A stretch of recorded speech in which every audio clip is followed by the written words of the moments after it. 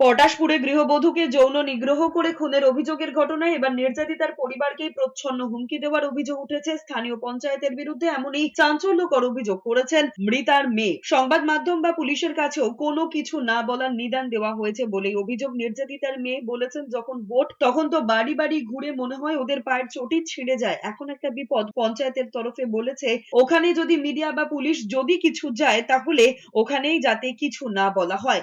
এই পরিস্থিতিতে গ্রামে এখনো রয়েছে চাপা উত্তেজনা। যদিও এই পঞ্চায়েতের তরফ থেকে এ বিষয়ে কেউ কোনো প্রতিক্রিয়া দিতে চাননি। এলাকায় প্রচুর পুলিশ মোতায়েন রয়েছে, তার মাঝেই ধীরে ধীরে স্বাভাবিক ছন্দে ফেরার চেষ্টা চলছে।